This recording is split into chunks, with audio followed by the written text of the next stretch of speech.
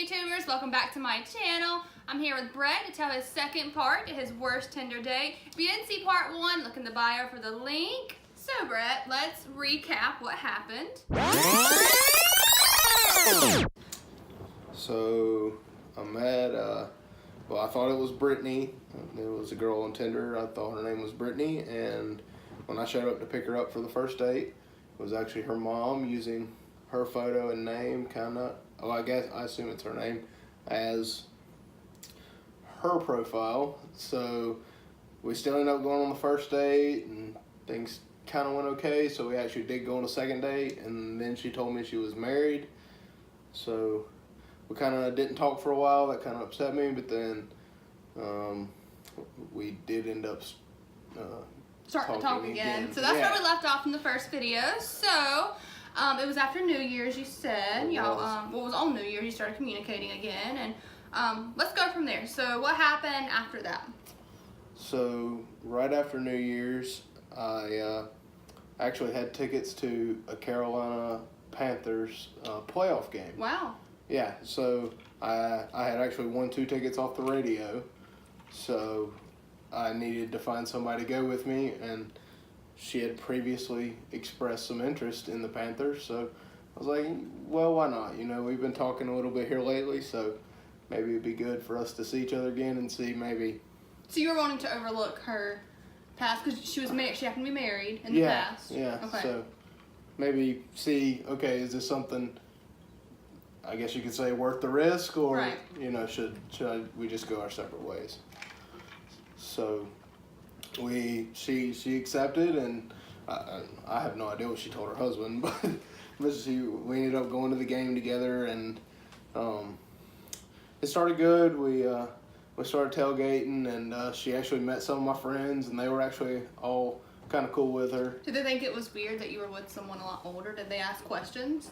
So a lot of them kind of already knew, like I had already kind of ran it by them, and I guess since we were in college, it was kind of like cool that I was with an older girl, so they actually thought it was cool, and like they were surprised how much she was kind of like us, even though she was. So she's like one of those moms that want to be young again, I guess. Yeah. I guess, you know, they say like going through a midlife crisis. I guess that's kind of like what she was doing.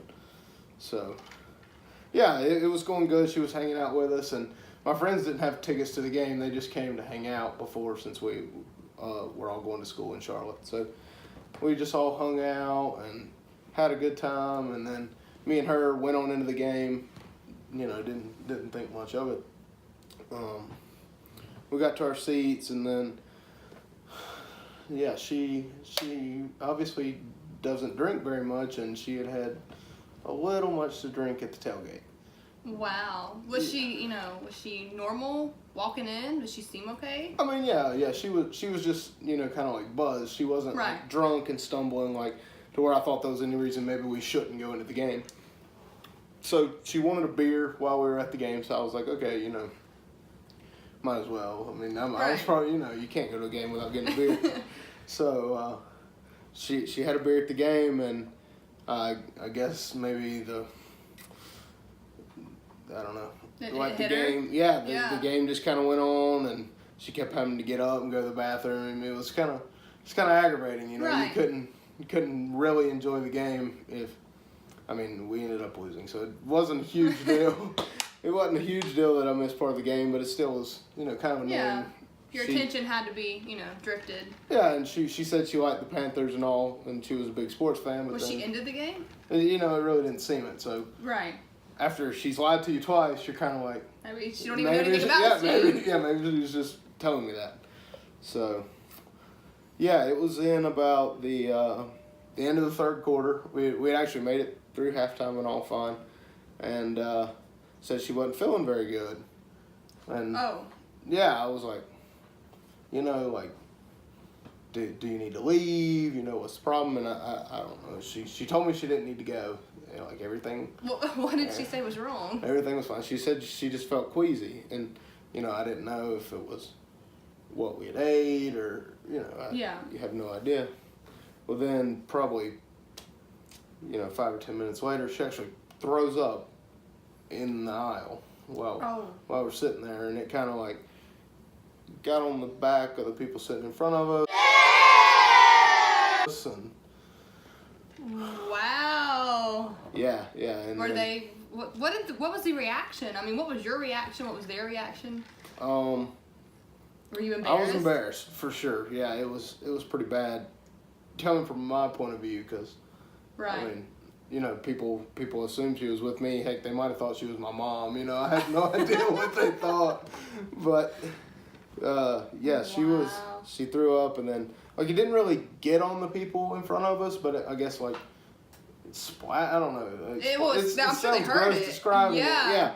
Well, they made a huge deal out of it, so they end up like calling the, you know, how they have like a text for problems in your seats. Well, they end up texting security, and they asked her to leave, and you know, I felt obligated to go with her. So was everyone looking? Oh yeah, it was a big deal, because you know, when security comes up there and they kind of make a big deal out of it, like people are like, oh, you know how when like you're walking out, everybody's kind of looking at you. So yeah, that was super embarrassing.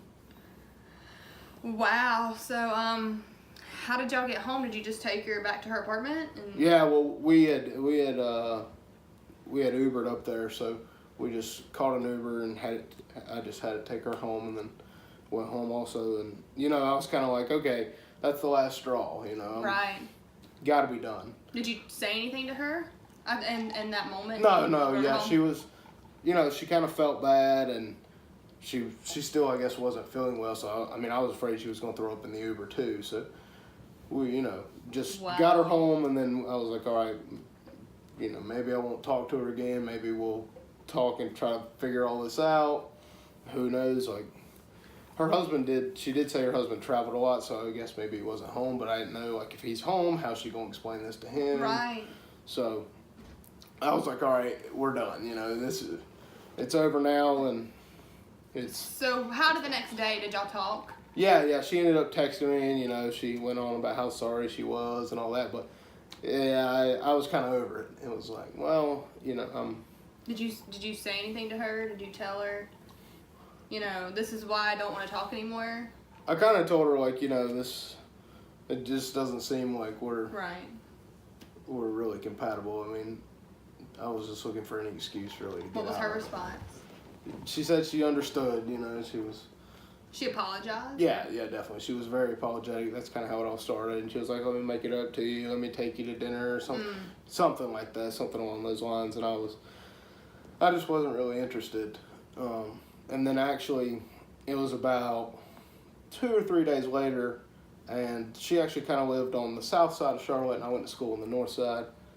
And she actually called me, and she said that her daughter's car was broke down up on the north side, and she didn't really know the area, and she was just wondering, like, if I could pick her daughter up and bring her home until AAA or somebody could come out there and get the car.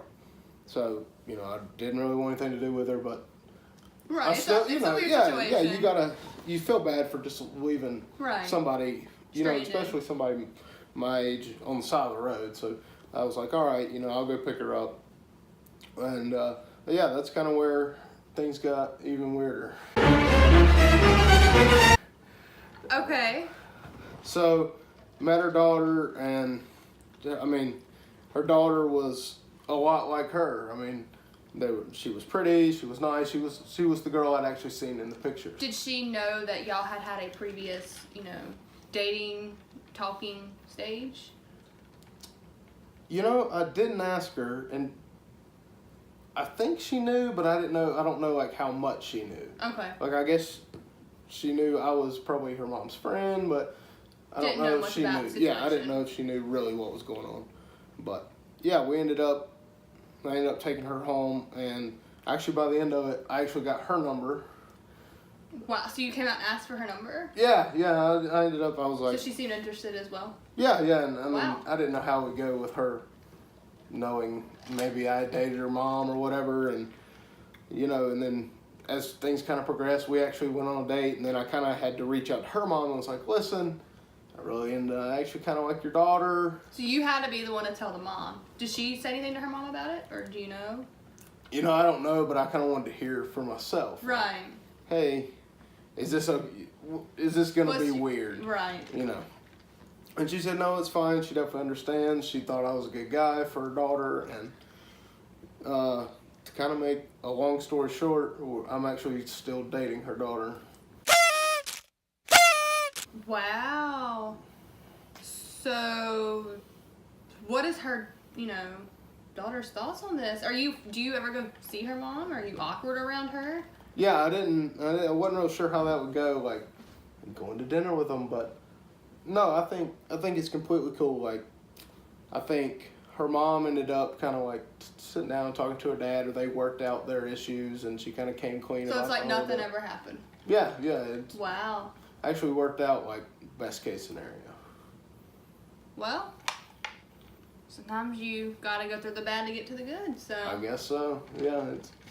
Well, good luck to you. And what's the daughter's name? Her name is Brittany. Brittany. Yeah. Good luck to you and Brittany. Thank you for watching on Let's Talk About It, and I will see you later. Don't forget to hit subscribe. Bye, YouTubers. See ya.